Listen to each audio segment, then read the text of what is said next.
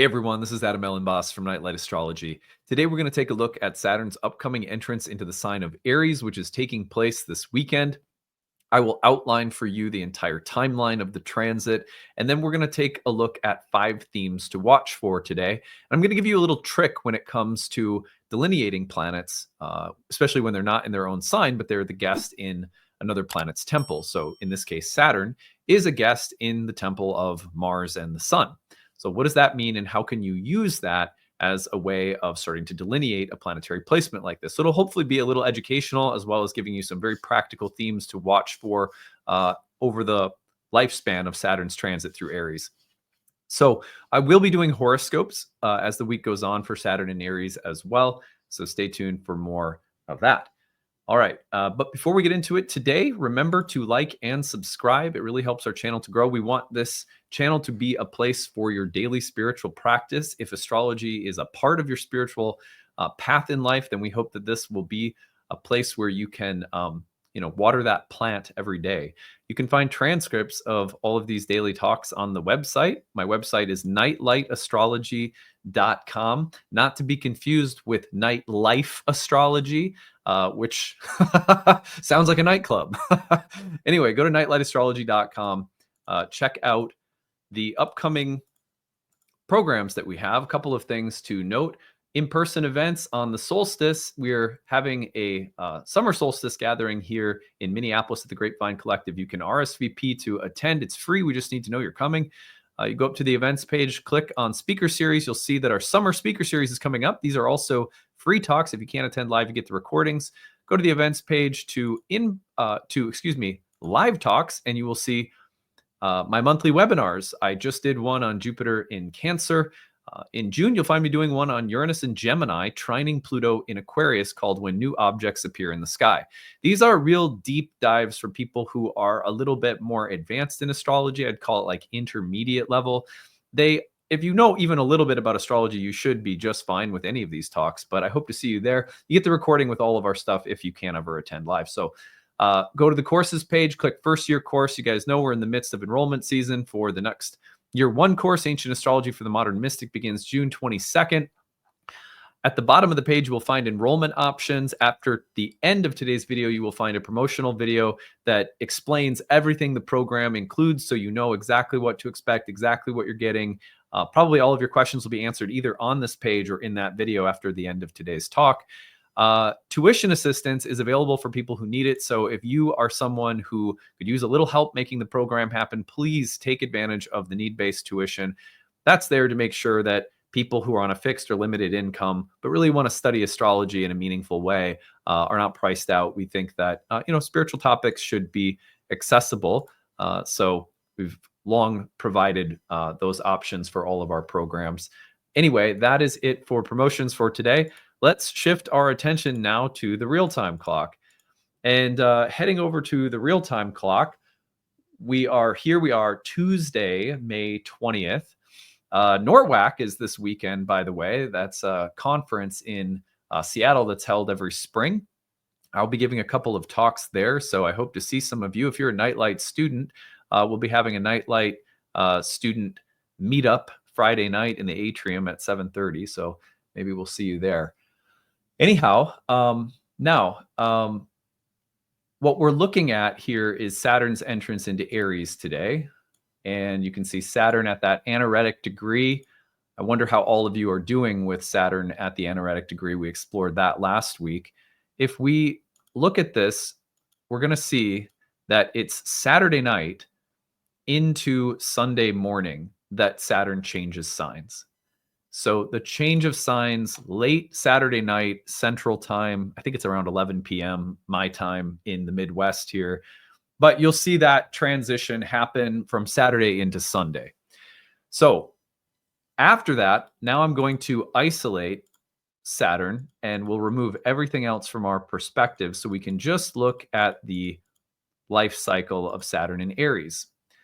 So this is our ingress, and ingresses are important because as soon as a planet changes signs in ancient astrology in a whole sign house format, that means that you've got a new set of topics in a new whole sign house that are being activated. So that's why we'll do horoscopes later this week for everyone. But taking a look at this ingress, Saturn is going to get up to the 1st degree before turning retrograde. The station happens in the middle of July. This is July 13th that Saturn is stationing. Saturn will then turn retrograde and work its way back through those first 2 degrees, 0 and 1, and return on September 1st to Pisces. Now, we then have the final push through Pisces taking place in retrograde fashion all the way until late November. So September, October, November, Saturn's back in Pisces, closing shop. We'll be doing some review on that, of course, and it's not like we'll forget about Saturn's work in Pisces because it's not entirely done yet. But after that takes place, Saturn's direct motion will bring it back into Aries by about the middle of February 2026. Then, if I take this forward, let's watch how Saturn rolls through Aries with its retrogrades back and forth, not entirely leaving the sign of Aries and dipping into Taurus until April of 2028. So from May of 2025 through April of 2028, we're mostly getting Saturn in Aries. This is the sign of Saturn's fall. I have given several talks about that dignity category, what it means, and how I hope that people will think about it rather than just throwing their hands up and going, oh my God, it's the worst thing in the world. You know, like it has a meaning. There's a reason behind the dignity category. So we hope that we can understand those things.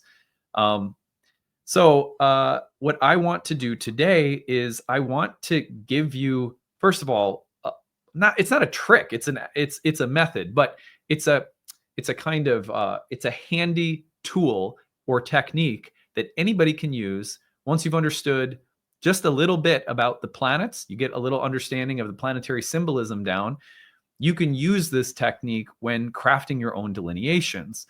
I'm going to give you delineations that I crafted, but more importantly, I hope what you'll take away is the tools that will allow you to make your own.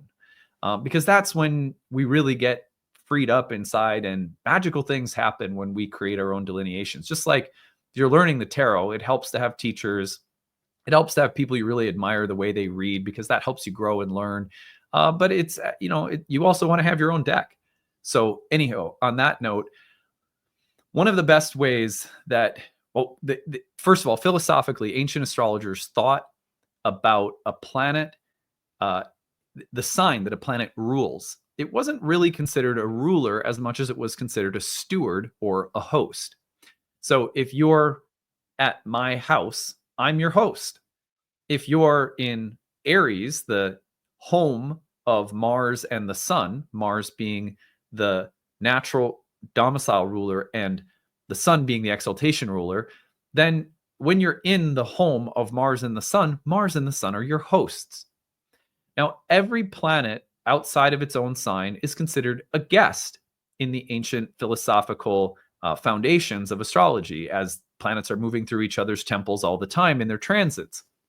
In fact, most of what we do in natal chart work is trying to understand what it means when one planet is in another planet's temple in the zodiac, and then what place that occupies in terms of the 12 houses, and how that relationship between a planet in another planet sign and the location of its host works to facilitate a delineation regarding a topic. So when we have planets like Saturn coming in to Aries, the way that ancient astrologers thought about that was that Saturn is now going to be a guest in the temple of the Ram. And in the temple of the Ram, its hosts are Mars and the Sun. Now, anytime a guest is moving through life, if let's say I'm traveling in Europe, I'm not from Europe, I'm from the States, I'm going to be traveling through Europe. Maybe I'm getting one of those Euro passes. You can go on the train and go all around. But the thing is that I'm going to be largely dependent upon the good graces of the people I meet and the people who act as my hosts in another country, whether it's people at the rail station, I'm getting on one of these trains, or if it's someone in a restaurant or someone guiding me to, a B&B or a hostel or something. So the way that it works is travelers, the planets, who are called wanderers, as they move through each other's homes, they have needs. So this is an analogy you can use sort of to work with. in other words, when Saturn enters Aries, Saturn comes in as a traveler, as a guest with needs. And it will rely upon Mars and the sun to get those needs fulfilled. This makes it very exciting to track Saturn in Aries in a more dynamic way. We can sit back and come up with all sorts of, kind of archetypal delineations that will sort of always be there. But as Saturn tracks through Aries, notice, for example, how important it will be to simultaneously track the major aspects taking place between the sun and Mars, respectively. Looking at what they're doing in the sky is going to be really important, because their situation will be the means by which they provide for Saturn while it's in Aries. So you can always do that level of tracking. And especially when you're working with clients' charts and so forth, you have to do that level of tracking. If you want to be accurate and say more than, just roll out more than a bunch of cliches. So what we need to think about is whatever planet we're dealing with as a guest in someone else's home, what does that planet order? Let's say it's a B&B, and the hosts of the B&B, this is their house, but they're there to serve you. It's this very generous kind of idea. So what does Saturn order at the B&B of Aries? Well, whatever a planet orders is always going to be in alignment with its own natural significations. In other words, its own nature. So when Saturn goes through any sign, it tends to order the same stuff because it's Saturn, and Saturn has basic wants and needs in terms of how it is going to express itself. So what Saturn orders, before we think about how Aries will service Saturn's needs, let's talk about what Saturn orders. First, death and endings. Saturn rolls into any sign and says, hey, I am the planet that is exalted in the time of the fall equinox, the place where the darkness takes over from light. I have one of my homes in Capricorn, the darkest point of the year, and in Aquarius in the middle of winter. So Saturn is a planet that has long been associated with the natural recurrence of death. Properly understood in an animistic cosmos that is considered sacred and divine, death isn't bad. Death is just a part of the process of the cycle of life. So it doesn't necessarily need to be, it doesn't always have to be literal, and it doesn't have to be a negative, dark, ominous, terrible thing. Death, endings, transitions from one era to another that are metaphorically represented by things like autumn, fall, winter. I know some of you live in the southern hemisphere, so just think of them as metaphors. So when Saturn arrives in Aries or in any sign, it will always order up, express death and endings.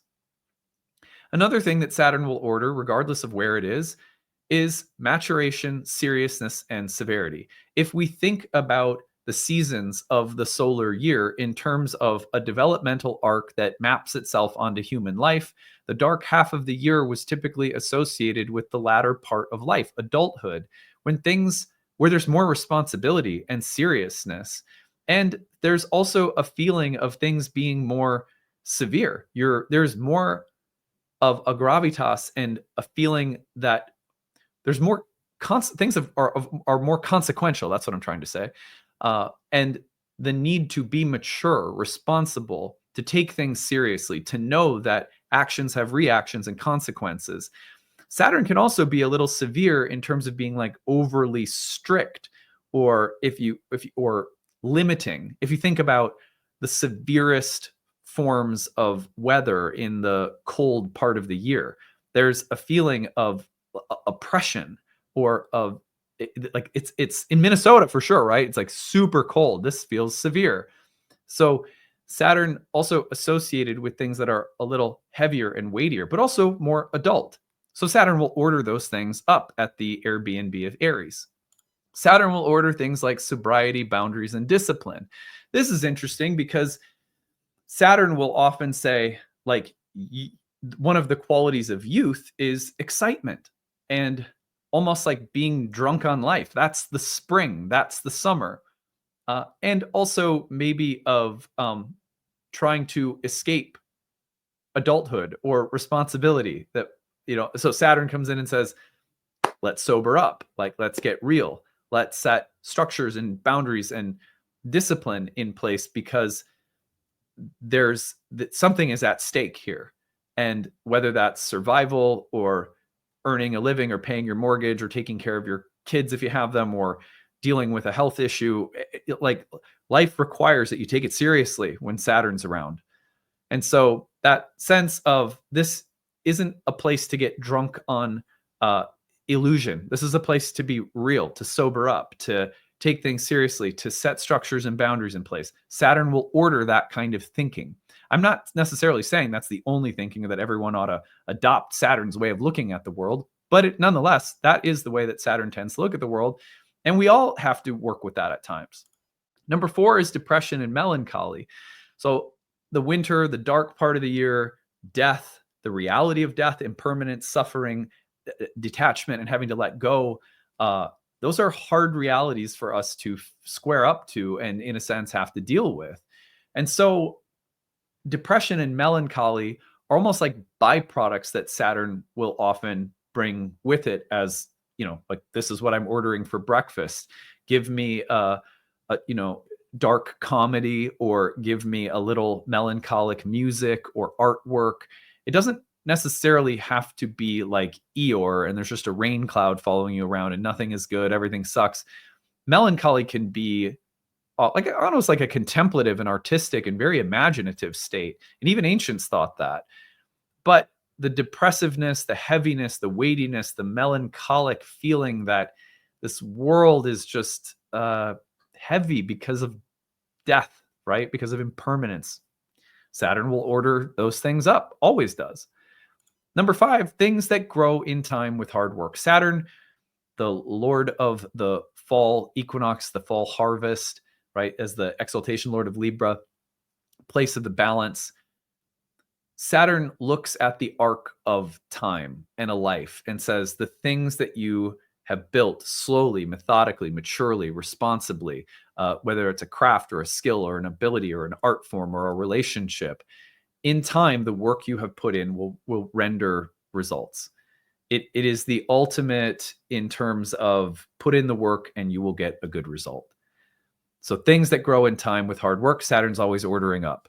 Now, we could probably list 10 more things, and I'm sure all of you listening out there could probably add some things too. So this is just an exercise to get us going.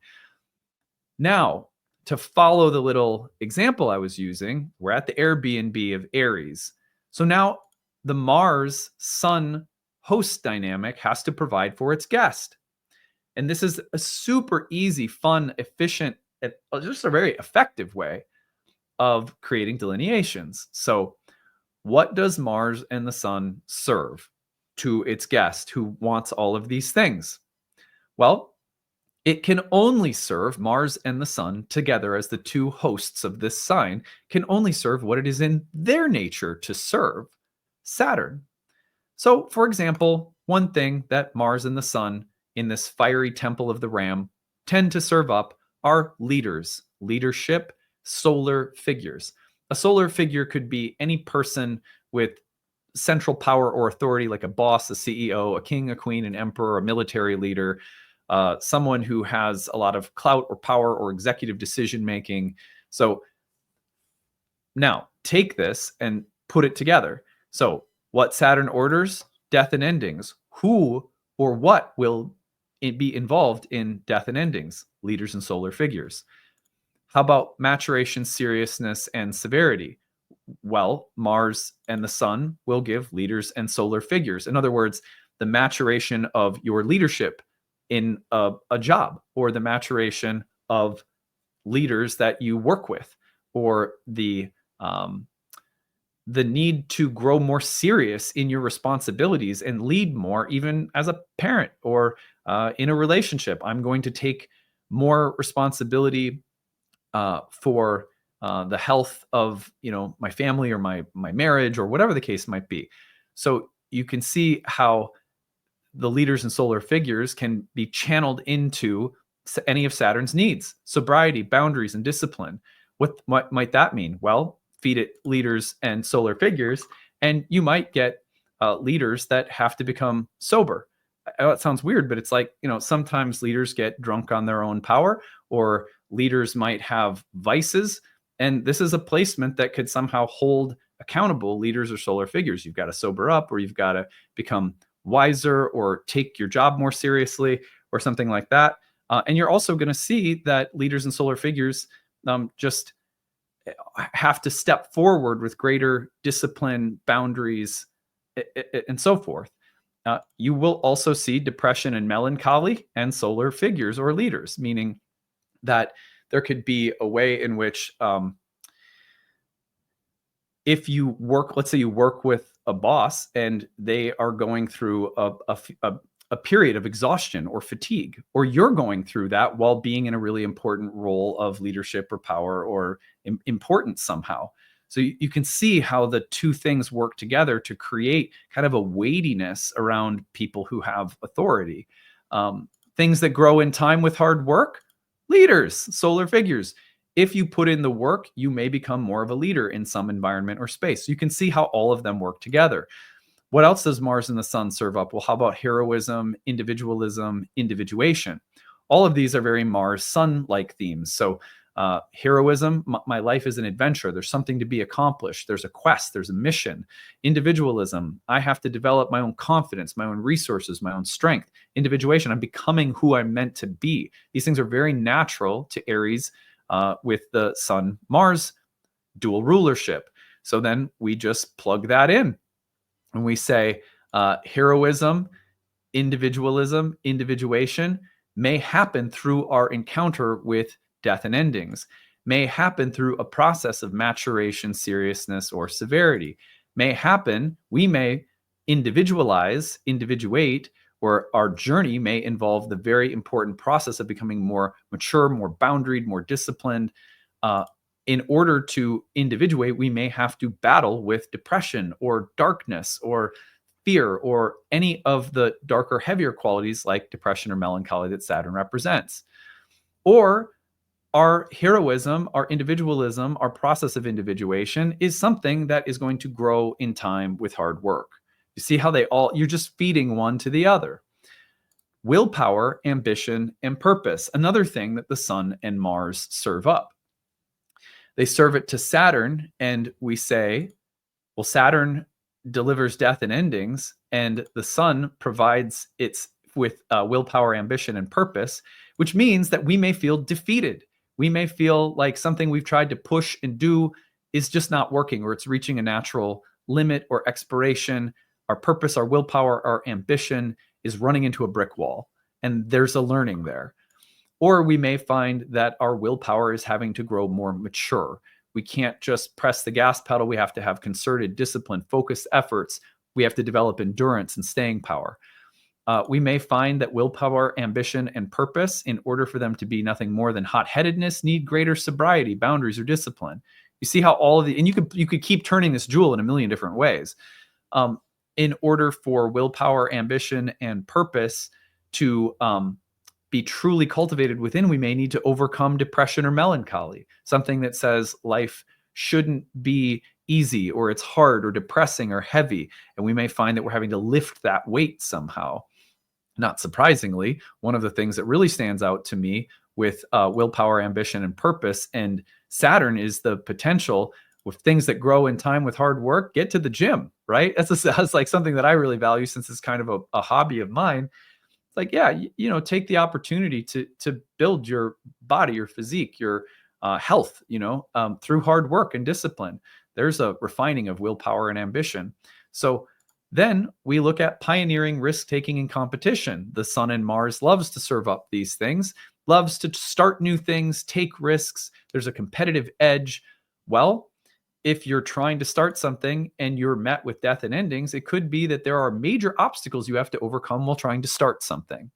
There could be major obstacles you have to overcome, or disappointments or failures or difficult endings that somehow catapult you into a phase of pioneering. You see how they work together.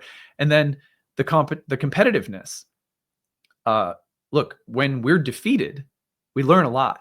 Or when we have to persevere to overcome something and win, we learn a lot. And then finally, well, I'll say like also, you can work through all of these. I don't want to labor every single one, but I would say that in order for most of us to accomplish something that we consider to be like starting a new business or learning something new or any kind of pioneering or entrepreneurial endeavor will usually require that we learn staying power, that we become more structured, that we become more serious, that we have to grow up to make something exciting be more than just the initial burst of excitement, something lasting, something that actually turns into something that we want. In order for us to pioneer, risk take competition, oh, but we can't because we're depressed, or there's this melancholic vibe, or it's something that you have to overcome again, right? And also things that grow in time with hard work. How about that company you want to grow? How about that risk you want to take? How about that competitive quality that's driving you? Well, it'll only work if you keep persisting over time and putting in the work. Finally, I think the Sun and Mars at their worst can provide things like dominance, arrogance, bravado, bluster, bullying, or domineering attitudes. So could we run into hard endings in our life because of the way we're treating other people, being overly domineering? On the other hand, could we go through a kind of a phase of death and of almost like reconstituting something in our life because we have to face an oppressor? That is a very common Saturn and Aries theme. A lot of the times we grow and we become more mature when we look at aspects of ourselves that are too much, that are a little arrogant or a little domineering. I think, probably a lot of us well-meaning good people may have little edges like that. This is a transit that can help us just get a little bit nicer and kinder and more mature in the way we wield that fire in us, because we all have it. How about sobriety, boundaries, and discipline? Learning to stay disciplined, learning to not be overly reactive or confrontational or competitive, learning how to set boundaries, learning how to say no, learning how to tune certain things out while letting good things in. When it comes to the Sun and Mars providing things like bullies and Saturn providing things like sobriety, boundaries, and discipline, you might have to learn how to defend yourself or be more boundaried. When I was in high school, Saturn was in Aries, and I went through a period of time where I experienced bullying pretty severely for about a year. Not every day, but like constantly enough that I decided to leave school and go to a community college, because they had this program in Minnesota. They still have it, where you can dual enroll and go to community college your junior and senior year, get credits for high school, and start to get credits for colleges. The credits would transfer in state to different schools in Minnesota. So I took advantage of that as a way of also putting myself in a different environment so that I could focus on learning. And because I was a very passionate, intellectual type of personality. I think I still am. Anyway, and I had to make choices to separate myself from people that were trying to cut me down all the time, and do something that was a risk, leaving school, going to college, So there you have it, right? How we deal with things like oppressors becomes really important. You can feel beat down, depressed, or deal with melancholy because you're dealing with people who are kind of walking on you. And also things that grow in time with hard work, the courage to overcome oppressive forces, whether they are oppressive forces within ourselves or in other people. So anyway, that was a little like maybe hot and fast going through all of it. But again, think of it simply. What does Saturn order that is natural to Saturn? Then how does Mars and the Sun serve it things that are natural to it, providing it with the material that will feed into the things that Saturn naturally needs and wants and does? So I find that exercise to be really useful. You can see how it works, and you can see how, if nothing else, it just really allows you to start turning that jewel of an archetype, Saturn and Aries. What can it mean? What can it bring up? These are some pretty good examples. But you take that and come up with your own. And if you would like, I would love to see some of you take this exercise and show me what you come up with in the comments section. What does Saturn order? How does the Sun, Mars provide? Tell me what you think about that, because it would be really fun to see you guys working with that. Okay, after I sign off, there's going to be an informational video about the Year 1 program, which comes up at the end of June. This video contains everything you need to know about the class. I hope that you'll come study. It is a fantastic thing to really like zone into a space of astrological learning. The ability to speak this language more fluently, more confidently for yourself, and maybe serve others around you, even if it's just friends and family, is something that I think everybody who sees astrology as a part of their spiritual path should consider at some point.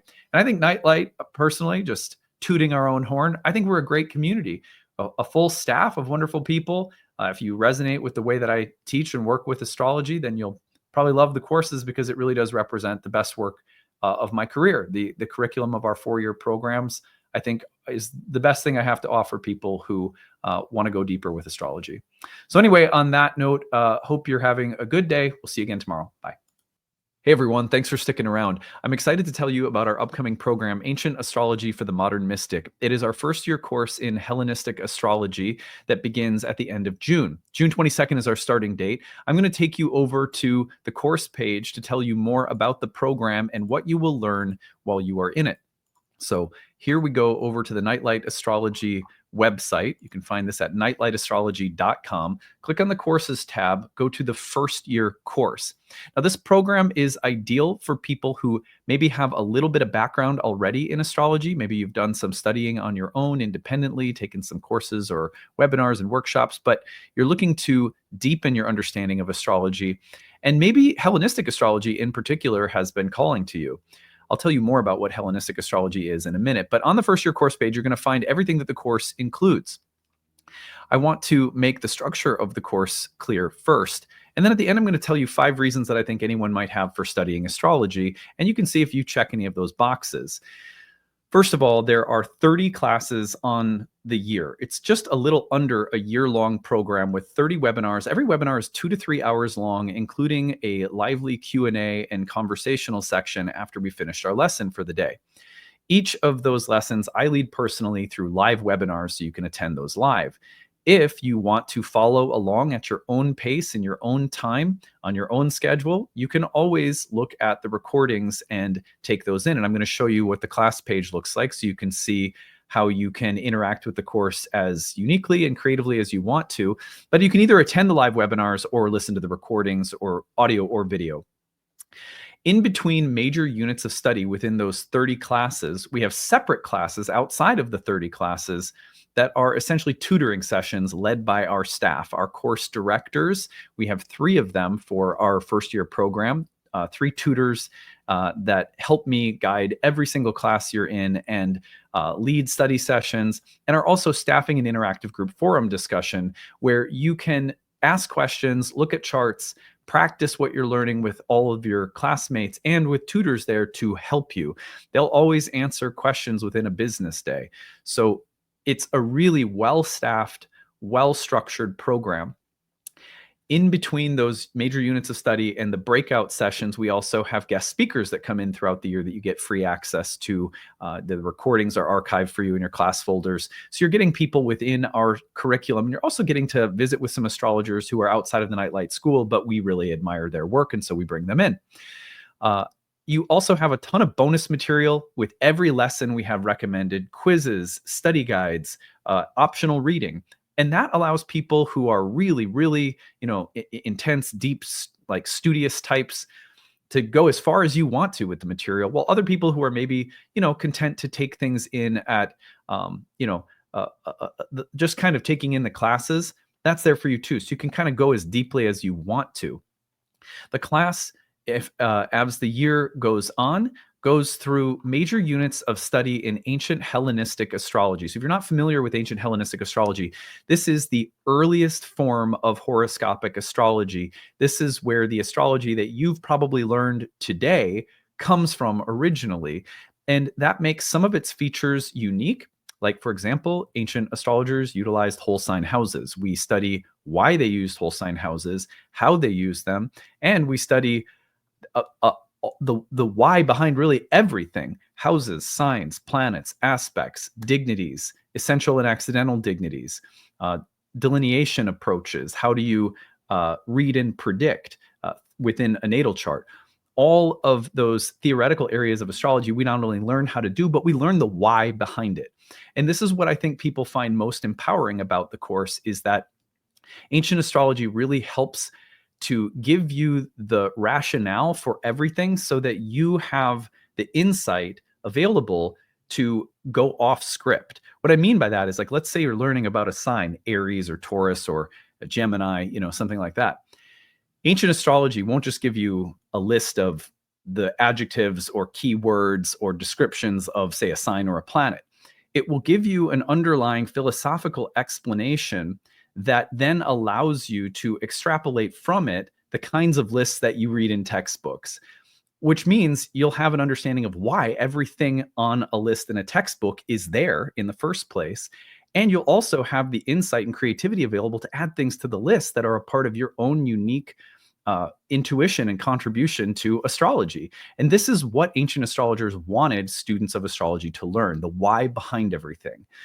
So this is a class where, even though you're seeing things like planet signs, houses, dignities, aspects, and you're like, oh, I've already learned about those things. Not if you haven't studied Hellenistic astrology. I don't mean to sound condescending, but like, truly, most people's experience coming through this program is, wow, I had no idea all that I didn't know about the roots of everything that I've understood thus far about astrology. So it really is about digging into the philosophical core of why we do everything. And then you have greater intuitive and creative capacity as an astrological craftsman or craftswoman. So anyway, that's a brief explanation of why I think Hellenistic astrology is important. Not to mention that ancient astrology was really focused on our ability to accurately describe and predict things in the realm of karma, fate, and destiny, whereas modern astrology's hallmark and strength is psychological depth. And so when you put the two together in our program, which is why it's called Ancient Astrology for the Modern Mystic, I think you have something really special. So on that note, you can see everything that we cover here. So there's a video with some of our alumni you can watch. Everything is there on the page. Now, there are 5 reasons that I want to touch on briefly before I tell you about your payment options and need-based tuition. These are 5 reasons to study astrology that if you mark any of these boxes, especially if you mark several of them, then I think it's a good indication that you might be ideal for this program, might be an ideal fit.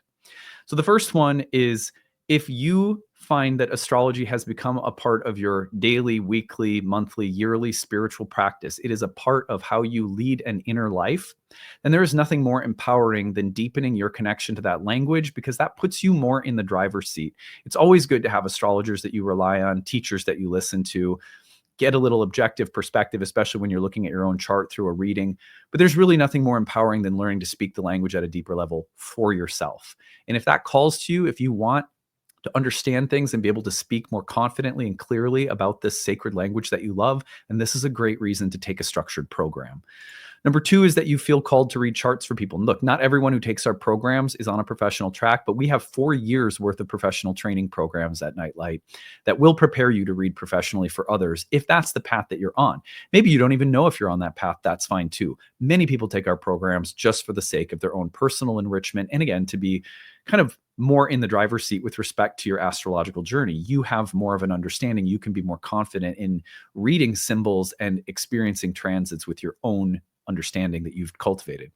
But sometimes people want to read for other people. This will definitely set you up to do that. We have a certification track where you can take exams at the end of every year. They're optional. You don't have to if you're not on that level of interest.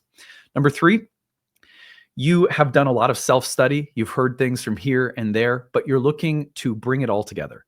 It is overwhelming to study astrology on your own.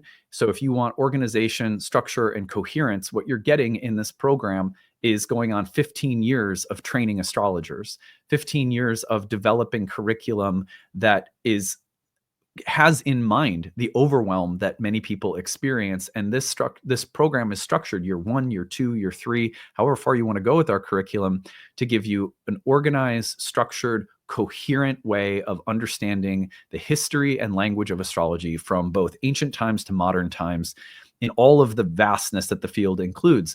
And also, as we go, we want to give you the confidence that you are a part now of an astrological lineage.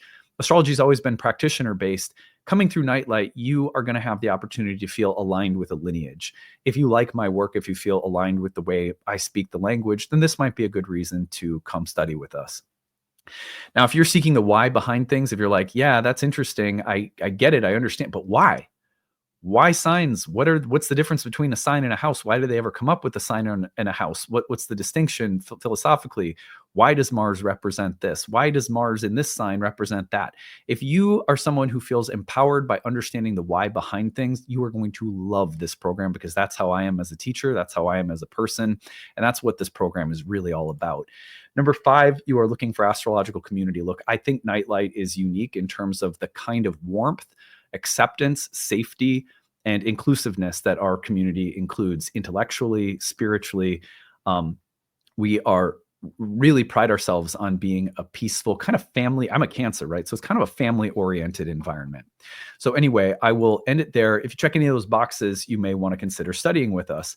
Now, I'm going to take you over to 2 things. I want to show you the dashboard. So here is the Thinkific page. You're going to join this. And on your dashboard, you're going to find any courses that you've enrolled in at Nightlight. And there are many, so you may end up in being involved in multiple courses. And you'll find that they're all there on your dashboard.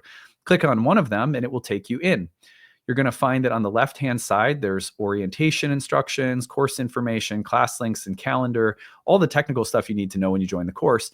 And then you're going to find that there's, when you go through the lessons, that the lesson includes the video, the audio, the slides, the transcripts, the Q&A box text if you couldn't make it live and see what people were talking about, flashcards, homework, a bonus PDF with all sorts of additional recommended reading, bonus videos, additional video links for bonus material. So every single time that you want to visit something within the course, everything is nicely organized. So you can see here, I'm going to pause this before it starts going, but you can embed the video right there. It's embedded and you can watch it. And then if you wanted to, you could also, right here, you could also download the video and watch it on your own device. And that's same for the audio as well. And then as you go, you'll see all of the lessons are laid out. The study sessions are also recorded if you can't make those live. So everything is nicely arranged on the website for you. And that makes it a course that if you wanted to take 3 years to accomplish, you could take 3 years to accomplish. If you want to take it for the sake of getting certified, you have the full year plus an additional year to take the exam. So, 2 years total that we give people if you're on a professional track. But most people complete the program in a year. And a lot of people, over 50% of our students, go on to our year 2 and then our year 3 and horary programs as well. Now, final thing I'm going to show you is right here. You're going to find, here is the enrollment options at the bottom of the first year course page. Again, this is at nightlightastrology.com, and you're going to click on the first year course, go to the bottom. The early bird payment saves you several $100s off the cost of the course. That's available till May 15th. Early bird installment plan saves you on the installment plan, regular cost of the course. That's also only available until May 15th. And then need-based tuition. All of our programs include a need-based option where we give you a sliding scale and we say, you pick your monthly tuition number within this sliding scale, which is greatly reduced off the normal tuition price. That is for people who are on a fixed or limited income, receiving disabilities, single mom, whatever the case might be. We want to make sure that nobody's priced out of studying astrology. So you don't have to feel any shame. If that is you, if you need help, if you want to take this, but you need to make it work within a tight budget, we get it. Times are tough right now. We don't think people should be priced out of studying a sacred subject like astrology. So we've been offering need-based pricing for 15 years. Nightlight is a donation-based school. It started that way. We have a sliding scale, so it's kind of like donation. You get to choose your rate anyhow. So if that's something that will help you, please use it. Thank you for listening to this. I hope it gave you a really deep and comprehensive introduction to what the course is all about and why you might find it exciting to come study with us starting at the end of June. So any questions you have about the program as you're visiting the course, email us, info@nightlightastrology.com. We'll be glad to talk about anything that you have questions about. We are here and we have a wonderful staff of people at Nightlight who will be a part of your learning experience and are all glad to help you. All right, that's it. We'll see you again later. Bye.